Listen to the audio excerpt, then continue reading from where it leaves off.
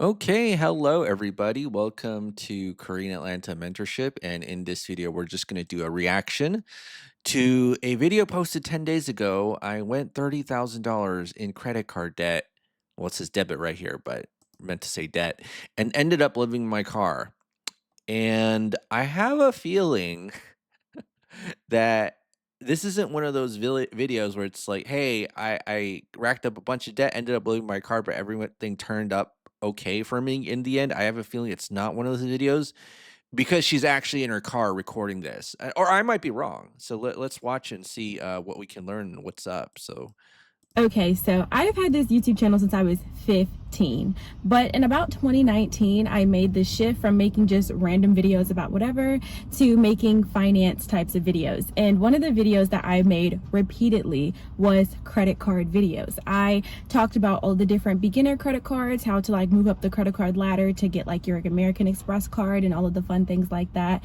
And I myself opened up about 7 credit cards. I don't even remember how many credit cards I opened up, and I amassed about a $23,000 credit limit, somewhere between 23 and $30,000, and I basically blew through all of that and ended up $30,000 in debt, which ended up leaving me living in the backseat of my car. Oh my gosh. okay, it's funny if you ever watched the Dave Ramsey show. He always rants about like how broke people are always giving financial advice, or somebody who's like 18, 19, or just graduated from college and is like, he criticized people who blog about criticizing Dave Ramsey even though like they have no life experience. Now, I'm going to say, disclaimer, I'm not criticizing her, but I just find it funny that we have such an insane culture where young people who are not taught anything about finances, like no real experience, are the ones like blogging about it and talking about how to get like 10 credit cards. Now, if I were, let's say, 14, 15, or 19 or whatever, and had that many credit cards, I'm pretty sure I would have not been able to handle it, right? So, what, $30,000 of credit card debt? Now I have like over $500,000 of credit cards and over 20 plus credit cards, and it's not a problem because I know velocity banking. But I feel like when you're in this much financial debt and everybody's just advocating about getting credit, it's not a good idea. It's like, again, I kind of made this analogy before. It's kind of like driving a car, right? Like you want to get the driving lessons first, just like with the finance. You want to get the finance lessons first, whether it's velocity banking, Dave Ramsey, or whatever. Know how all this stuff works and learn how to drive the car and then crash it, right? Well, I'm not saying you actually want to crash it, but what I'm saying is that too many people, when it comes to their finances, they drive the car, crash it, and then they think, "Oh, now I wanna learn how to use the car." Or, like, now I wanna take driving lessons, and, it's not just her, it's very common throughout this country. Man, so much commentary, and we're not even the minute mark yet, so let's keep going. Do I have a story? Do I have a story for you? Okay. So basically, this all started back in, let's say, the summer of 2021. Okay, so in May of 2021, I got my car. This car. This is the car that I ended up living in. I got my car, and basically I had my car payment and I had my car insurance. Now, my plan was, when I got this car, was I was going to do Instacart to pay the car insurance and the car note, because I was taking the train. I moved to Los Angeles in 2018, and from 2018 all the way up until 2021, I was taking the train every single day, and it just got to a point where it was becoming unreasonable. Groceries, and taking the train at like 4 o'clock in the morning because I had to be to work at 4:15 because I worked at Starbucks, and I was also like bagging groceries, opening Kroger. Hold on, hold on, hold on. I don't think the credit card debt is the issue. Yes, the credit card debt is like a problem, but the main issue is you moved to LA doing low wage jobs. That is the most unbelievable thing. I actually did the same going from Southern California to Atlanta, believe it or not. And I thought I would make it doing what she's talking about because it's like, oh, it's so much cheaper here. I learned my lesson. I won't say quickly, I'll say pretty slowly, but that is a big mistake to go to a city like Los Angeles and do low wage jobs. Low wage jobs will kill your dreams. Not it's a sad place, especially if you're in Los Angeles. And so I don't think the credit card debt is the issue, you know, the fact that she has to get like a car. You know what? I don't even know what this is. Is this like a coat hanger? Like these style of coat hangers, and you're buying it in like the 2020s. It's like this is probably the cheapest car you can get. You know what I mean? And she's still, you know, I don't like. I have so many things going in my head, but the biggest mistake she made was moving to Los Angeles. I'm pretty sure if she had that credit card debt and maybe, well, I don't want to say like even it probably she probably still would have effed it up in other cities. But I'm saying when you do it in Los Angeles, it's over. Like you cannot make it in Los Angeles. Okay. I had to be to work at 5 o'clock in the morning. Taking a train at 5 a.m. in Los Angeles was not the vibe. Okay, I needed a car. And so this car ended up being the cheapest, most reliable option for me. And so the car payment when I initially got it was $268, and my car insurance was $330. Now I was not expecting my car insurance to be that much because I was 20 years old at the time. Yeah, I was 20. I knew it was going to be high, but I didn't think it was going to be $330. That was a lot. Okay. Okay, so probably why it's so expensive is probably it's either her credit is bad, which is kind of hard for me to believe because if she's able to get $30,000 of credit card debt for the average person, that's a lot of money, right? It's probably a vehicle that gets stolen a lot, like a Kia. I mean, I don't even know what type of car this is, but you get those cheapo cars, you know, you ironically, if it's one that gets stolen, you get higher rates, right? This is why like you don't live in bad neighborhoods or bad areas in the country because insurance companies have all the information of like, oh, this area is really bad. So you think you're saving like a couple hundred on rent, you're gonna just make it back up by with insurance by living in a bad area, right? So we're not always saving money when we get the cheapest. So I'm like, okay, whatever. I need car insurance, the brand new car. I leased the car initially. So I'm like, I'm going to get the car insurance, whatever. So as soon as I got my car, within a week of getting my car, I immediately start doing Instacart. Okay. I'm doing Instacart in Los Angeles. And after like the first day of doing Instacart, I hate it. I hate it because it's just, I'm not familiar with the grocery stores in that area. I hate parallel parking. And so it was just the whole doing Instacart to pay the car note and the car insurance thing was a total flop. Okay. Yeah, and Los Angeles is a very stressful city when it comes to traffic. I'm amazed that I guess I did do parallel parking there because I did live there, right? But it's a very stressful city. But I still had to pay my car note and my car insurance, which ended up coming to about maybe $650 a month. So that took up a huge chunk of my paycheck every single month. Then on top of that, in the summer of 2021, I also got moved from working as a cashier to working at Starbucks inside of Kroger because we got a new general manager for the store.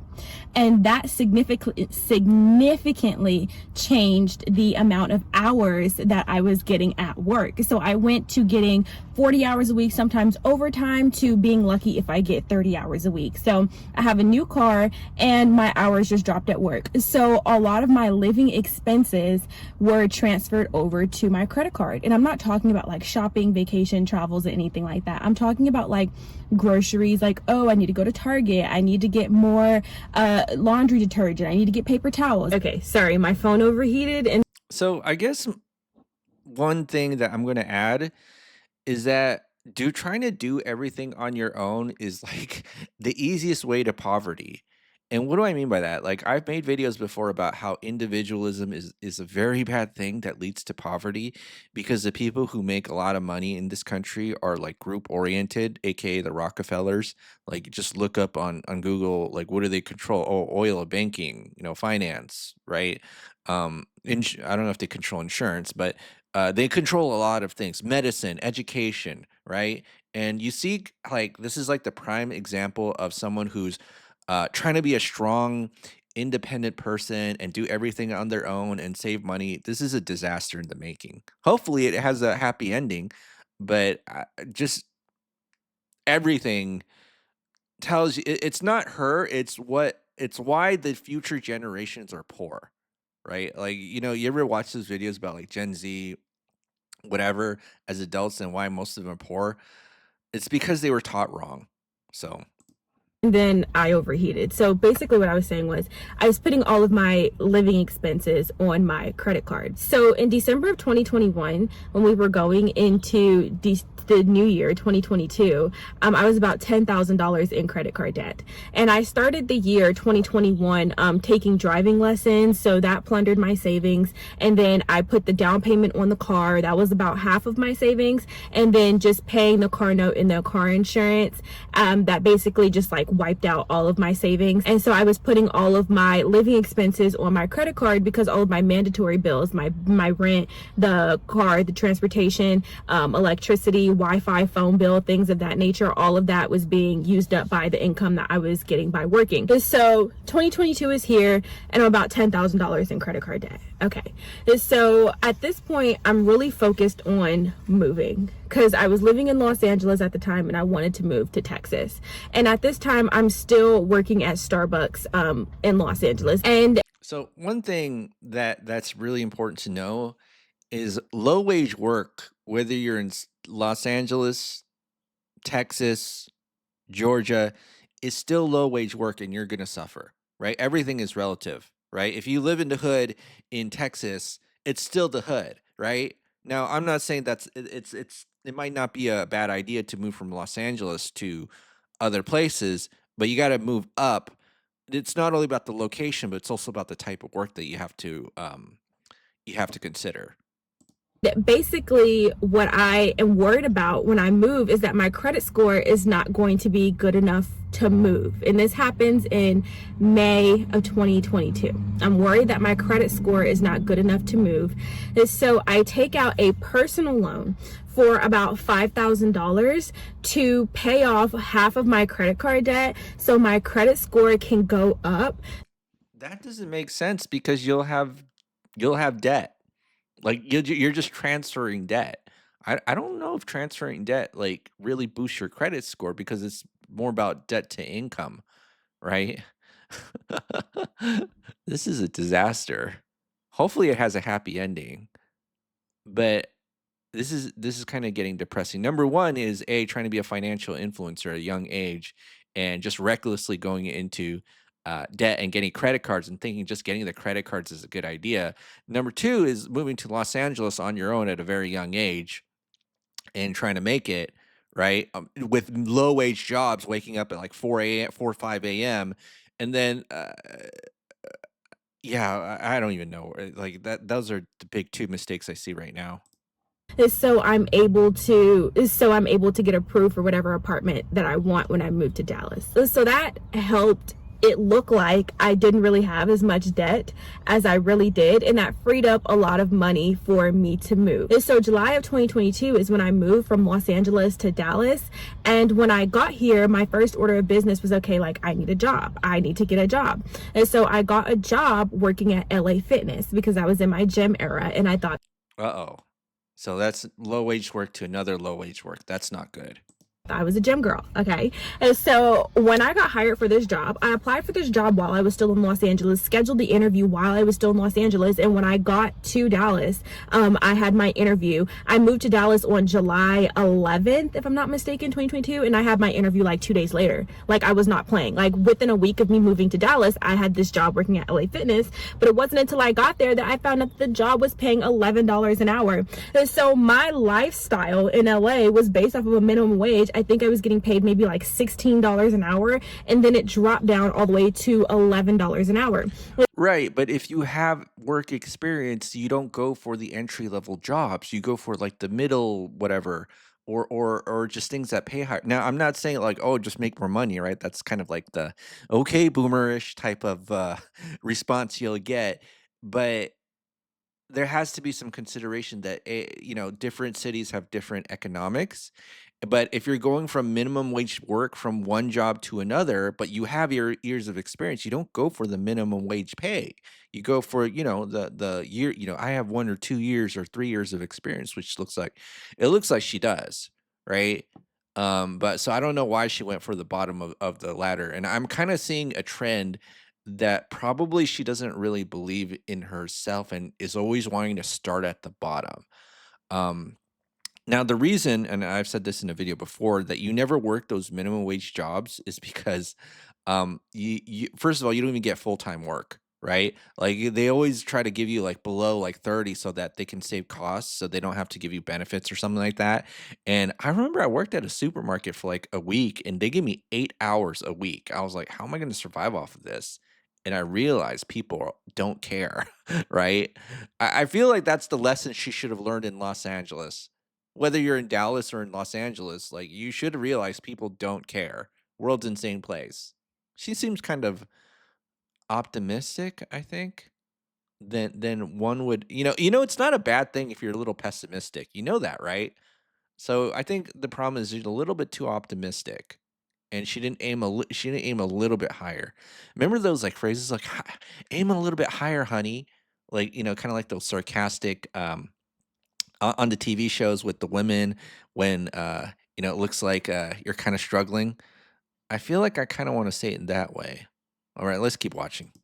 And so I, in my mind, am thinking like, okay, like I'm just gonna get this is gonna be like a hold me over job. You know what I mean? And so I get like a better job, and I'm thinking for the time being like I can make it work, I can make it work. But in reality, I was making about like $1,400 a month, and my rent was about 12 something a month, and then I still have my car note, my car insurance, I have lights, I have groceries, I have gas. This is why landlords rent to people who have 3 times the rent as their income, right? Like, if your monthly income is like 1,400 and the rent is about 1,200, like, you're being stretched thin, and what's probably gonna happen is that the rent is gonna come in late, and that's why, like, landlords have such strict standards of the 3 times rule that people say is unfair, right? I don't know how she got past the leasing agents, they're probably incompetent, but like, again, this is disaster after disaster, and I think a remedy to this is good education and good, I guess, community and family values, right?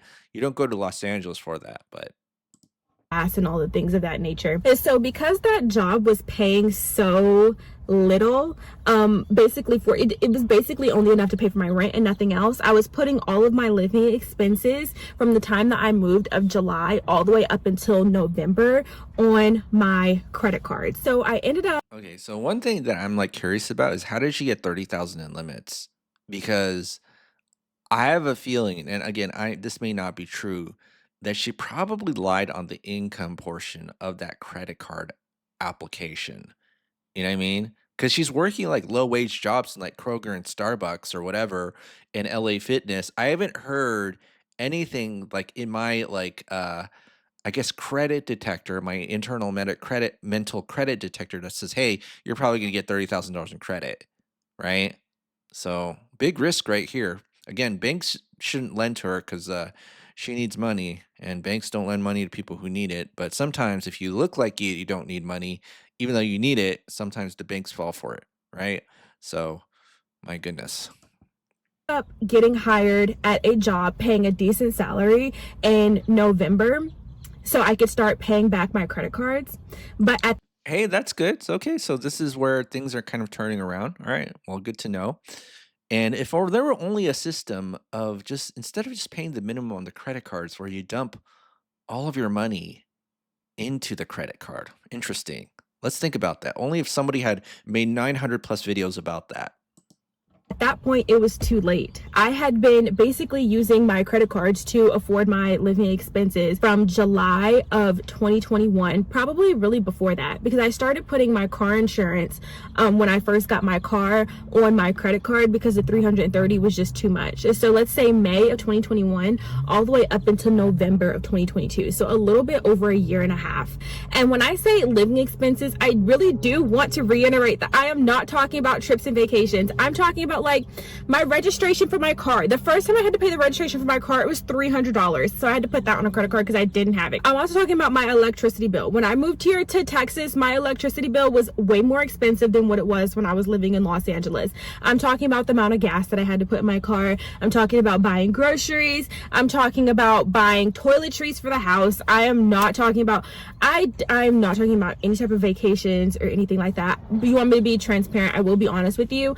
For my 22nd birthday, I had only been in Texas for a month, a little less than a month. So I had no friends. So I went to Target and I spent $300. I did put that on my check. I did put that on my credit card. But just for you to get the big picture, that it's not like I was just going on like shopping springs. So I was actually really excited when I started working at this job in November of 2022, because for me, it seemed like it was the silver lining. Like I was finally going to start making enough money to where I could pay my bills and start paying off my credit cards. And I remember in January of 2023, at this point, I probably have maxed out basically all of my credit cards, every single one that I have. I'm about $25,000 in debt, give or take. I really don't know the numbers off the top of my head. So I remember it was Martin Luther King Day or something in January of 2023. And it was a really nice day outside. And I was just thinking to myself, like, wow, I am so excited. Like, things are getting better. You know, it's the beginning of the year and all of my bills are paid on time, you know, because I just got this new job and things are starting to look better and everything. I just feel like I have a lot of hope. This is going to be a great year. Y'all. 2023, oh my God, out of my 24 years of being on this earth, 2023 was the worst year of my life. 2023 was the worst year of my life. You don't even understand how bad 2023 was. Okay. So she actually had the better job, and it was the worst year of her life. Uh-oh. So it was like, I would have imagined that working at Starbucks and Kroger would have been the worst years of her life, but apparently it's this year. Okay. So that happened on Martin Luther King Day, right? I vividly remember being outside and thinking to myself, oh my gosh, this is going to be such a great year. Come February, okay, I remember I was working from home and it was the beginning of the month and I had to pay rent. And this is where my finances start looking really bad. Like in 2022, around October, when I didn't have a job. Oh, because remember, I forgot to mention, I ended up quitting LA Fitness because the $1,400 a month, I was like, I can make more money doing Instacart. I did it, but at the time I thought I could. In October of 2022, I thought things were pretty bad, but in February of 2023, imagine being on a roller coaster, right? If you're from Atlanta, go to Six Flags, the Goliath, right? You know when you like up, and then it just goes down so fast, just like bam, down so fast. That's how 2023 was for me. Like just bam, like you just hit the ground and plummet. Like you don't get off, you just hit the ground and plummet, and then right when you think things are going back up, it just goes bam, right down again. Okay, so you get the point. So in February, I'm paying my rent, but I'm also trying to pay my credit cards, because at this point, even though the credit cards are maxed out, I still have to pay the minimum payment. And so because I had basically no money, because I was paying all of my credit cards and also trying to pay rent, anytime I had like a little bit of money freed up on the card, I would have to use that to like buy gas and buy groceries and stuff like that. And so I remember at the beginning of the month in February, I was paying my credit cards and trying to pay my rent and trying to pay like all the bills that are due at the first of the month. And my bank account was overdrawn like $700 or $800. And I was just like, wow, this is so bad. Like I really have no money. Like this is so bad. This is like a 40-hour a week job, so it's not like I can go ask for more hours or anything like that. Like I just had nothing. And then March of 2023 comes, and then once again, still my paying all of my bills and my bank account is still in the overdraft. And so at this point, it's getting so bad to where all of my money is going to either rent or my car payment and car insurance or my credit cards, to the point where now I can't even afford to buy groceries or put gas in my car. And now I have so much wisdom now on how to navigate these situations that would never happen again. I don't care how much money I owe to a credit card. Like I'm not going to forsake me being able to eat and reliably go back and forth to work because over a credit card. Like I'm just not going to do that. But hindsight is 2020, of course. So I'm thinking things are going to get better because April comes, I get my taxes. Of course, everybody thinks everything is going well when you get your taxes, okay? But then tax money comes, tax money goes, right? Then May comes around. And May of 2023 is significant because that is when I start being late on my rent due to credit cards. And so I'm paying my credit cards and my bank account is being overdraft. And at this point, if you want me to be completely transparent, because this is my YouTube channel, okay, like I can say whatever I want. I'm just kidding. But no, like my rent payment started to bounce back because my accounts were being in overdraft. And now I'm worried about having to go like talk to the leasing office. And so May comes and goes. and I'm very, very stressed out about everything that's going on. And then June comes. And when June comes, I specifically remember in the beginning of June just praying and asking God, like, what do I do? Because this situation is really bad. I have all these credit cards. I have like all this debt. I have all these minimum payments. I have this car note. I have this apartment. I have all of these different things going on. And I really just don't know what to do. And I was getting ready for work, and I remembered that my lease is coming up. And so I moved to Texas in July of 2022, and this is currently June. And so that means I thought my lease was going to be up in July, but it was a 13-month lease. What? So my lease is going to be up in August. And so I'm like, I'm going to have to renew my lease. So I thought. And so I'm thinking to myself while I'm getting ready for work, what if I don't renew my lease? Because this is very bad. This is very Gen Z. Okay. But I was on TikTok, right? And living in my car videos started popping up. Like, oh, I'm Oh no, this is very Gen Z. Folks, that's just saying that things are going to get worse for future generations. Is anyone else getting like sick and dizzy just watching this? Because it's just like one bad thing after another bad thing after another bad thing. You ever watch those videos about like why does Gen Z look older than millennials? Like millennials, even when they get older, it's like look to seem pretty good. Well, I think I have a feeling why. I might be wrong, but I think I have a feeling why. living in my car, financial freedom, blah, blah, blah. And before I was like, oh, you're crazy. But when your brain, stress does something to your brain, okay? You don't even know. Like, if you've never been like stressed out, like going to bed stressed, like can't even focus on your daily tasks because you're so stressed out, like maybe you don't know. But for whatever reason, that sounded like a good idea. For whatever reason, with all of the bells and with everything going on in my life, living in my car sounded like a good idea. Because if I'm living in my car, that means I don't have to pay rent. All I have to do is pay my car note and my car insurance. And so that way, that will free up a lot of money. And so that's about $1,200 in rent that I'm not going to have to pay. That's about maybe $100 a month that I'm not going to have to pay due to electricity. I'm not going to have to pay for all the toiletries that come with having a house. I'm not going to have to pay for Wi-Fi. That's going to free up a lot of money. And so I made the decision in June of 2023 to email the leasing office and say, hey, I'm not going to renew my lease. Of course, they asked why, but they were kind of like, you know, they knew I was late on my rent, so they weren't surprised. But I decided that I was not going to renew my lease. And so once I decided I wasn't going to renew my lease, the peace, I had not had peace like this in over a year. Like this, at this point, like this is finally the first time in a long time where I finally felt like I had some type of peace. Like there was going to be an end to all of this going. That is so sad. Basically, she's saying when I did not have shelter, I felt at peace. World's backwards, folks. On, because in my mind, my plan was to live in my car from August of 2023 all the way up to May of 2024, which is how long I was living in Airbnb the first time I was homeless, when I was living in Los Angeles. And so I really don't like the word homeless. I think it's like not cute, but whatever.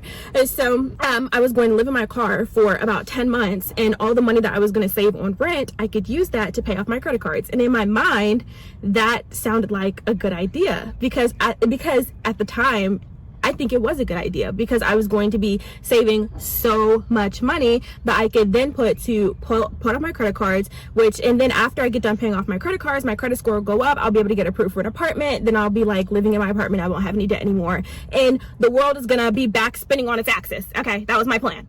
And so June and July, I'm great. Okay. I'm actually happy. I'm preparing for living in my car, but I'm finally like at peace. Like I just feel like a big weight has just been lifted off of my shoulders. So in August of 2023, my lease is up and I finally end up moving into my car. I put everything into storage and I'm like living in my car and trying to adjust to this new thing. And it wasn't the way that I was going to like handle living in my car. Was basically I was going to fill my schedule to the max. And so Mondays I worked late at work. I didn't get off work until 8 o'clock. And Tuesdays, my church had like some Bible study class that my friend and we volunteered to like help greet people and stuff like that. So I was going to take a class. The class wasn't over until 9:30. Sometimes because we were volunteering, we didn't get out until 9:45. And I worked all day from 8:30. So Wednesday, I was going to volunteer with the kids at my church. Thursday, I had discipleship and then Bible study, and I probably didn't get out of that until about 9:30 as well. And then I always hung out. I kind of feel bad about, like, again, this isn't criticism towards anybody, but I feel like one of the, how do I say this? Roles of the church should kind of be to help people out and find in hard, difficult times, right? Now, I don't know if she hid that from her church members, but let's say like she went to my AK, my cult. I probably would give her a place to stay. You know what I mean?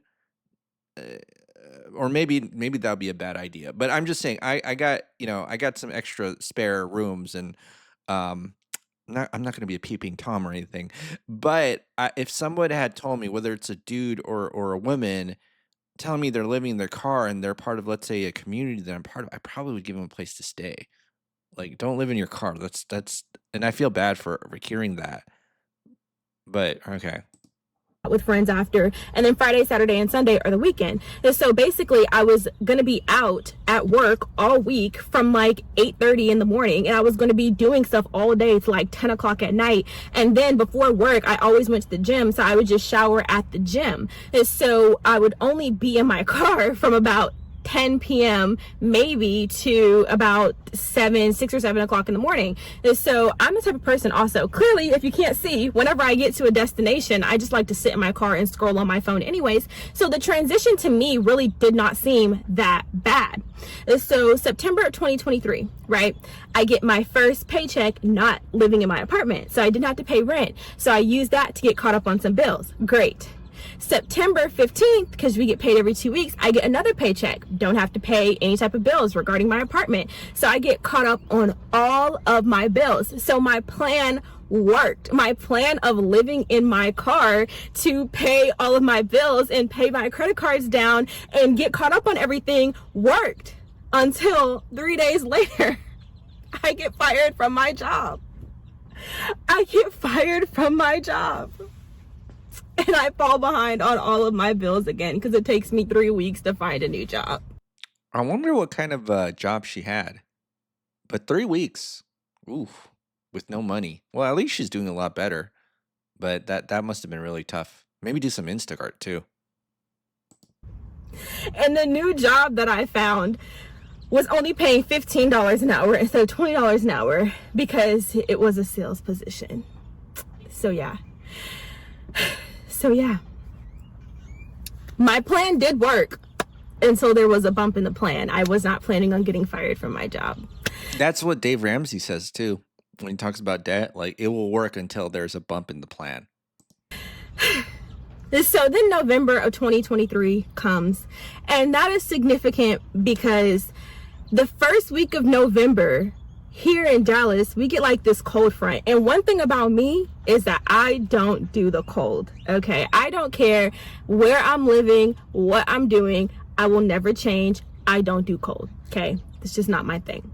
And so I'm sleeping in the backseat of my car, and before it was cool because here in Dallas we really don't get aggressive weather, and if we do, it doesn't last for a long time.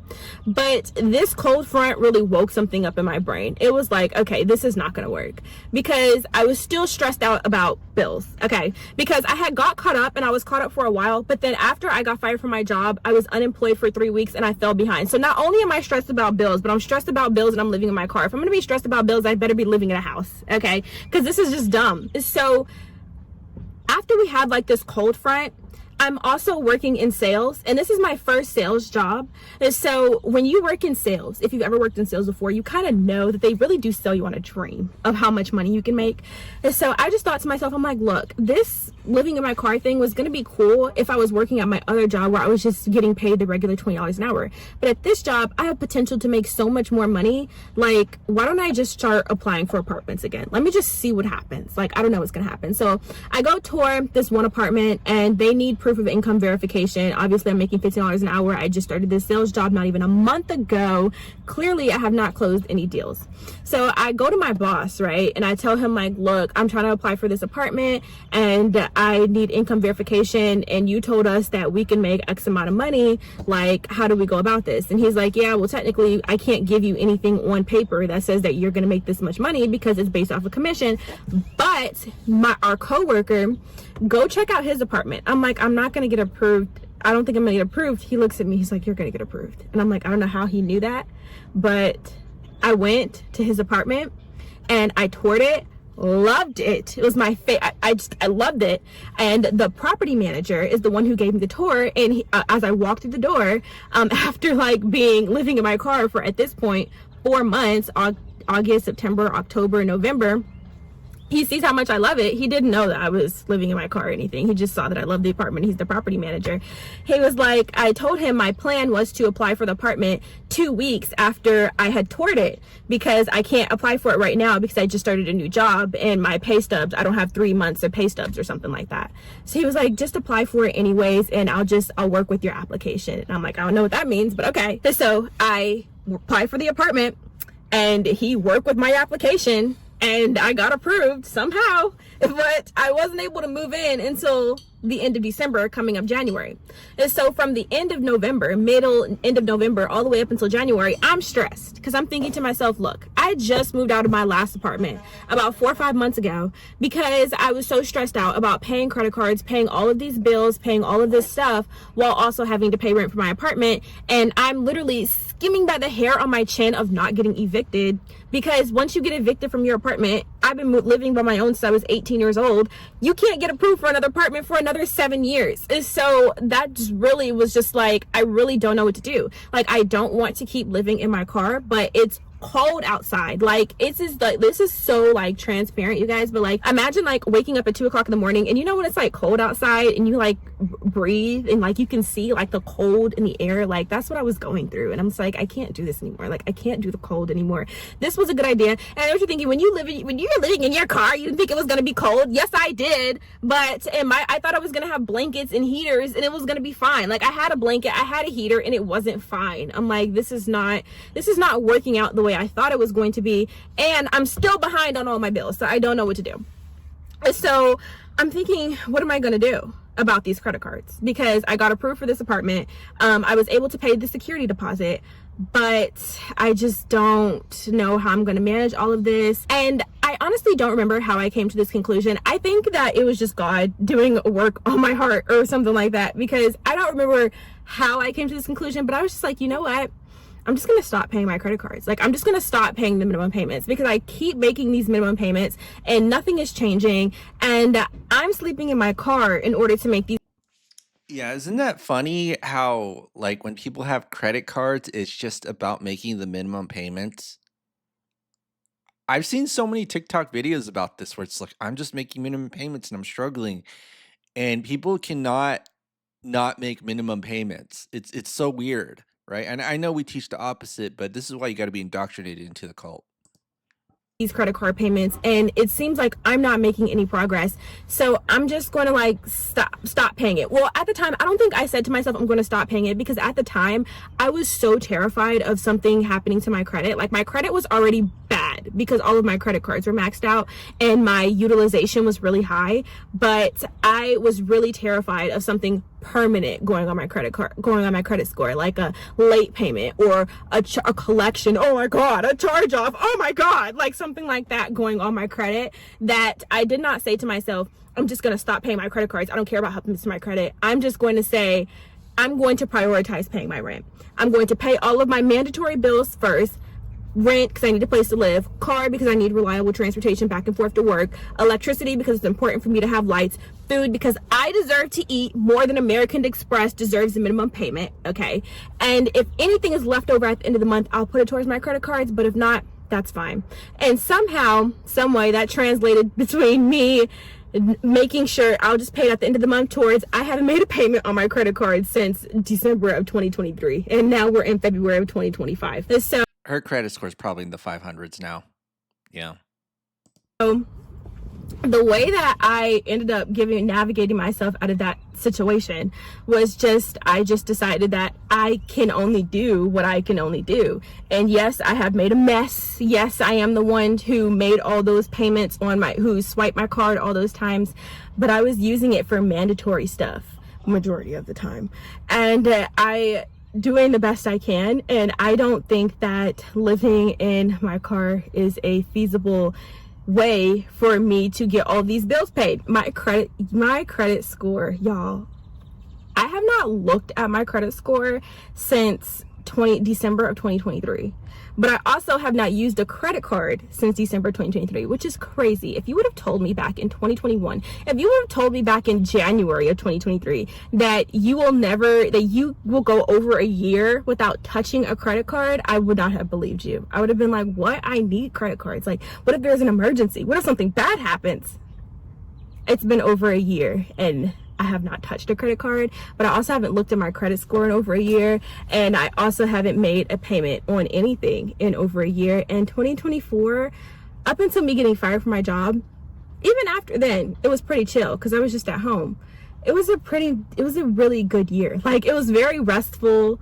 I did a lot of things that I would never thought that I would have been able to do. I went to the spa twice. It was great. Once was for my birthday.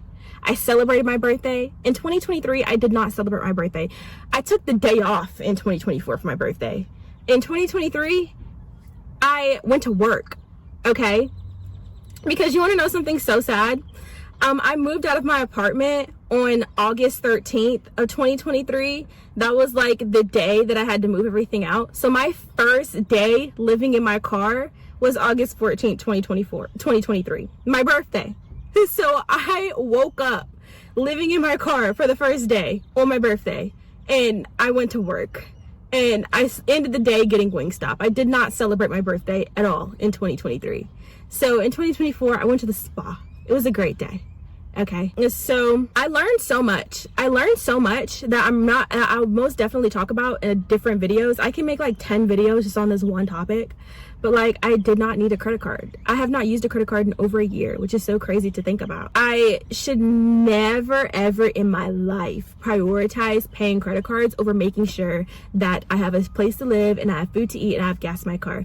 I believe that if I would have prioritized all of those things first and then paid my credit card, the situation would not have gotten as bad as it did, because I can't function and manage all of these bills if I'm worried about having a roof over my head. Like, we have to like prioritize what's important, and these credit cards that are backed by major banks are not going to fall apart if you don't make your $100 minimum payment. Like, it's fine. Also, do you keep seeing how it's like, just make the minimum payment, and we kind of teach the opposite of that, and she's like not putting the pieces together of why she was struggling? Now, I get like you can't pay the rent off of your credit card except if you get a bill at MasterCard, which she should have done. But maybe if there was a system, rather than putting the minimums on the credit card, you make your credit card as your quote main operating account.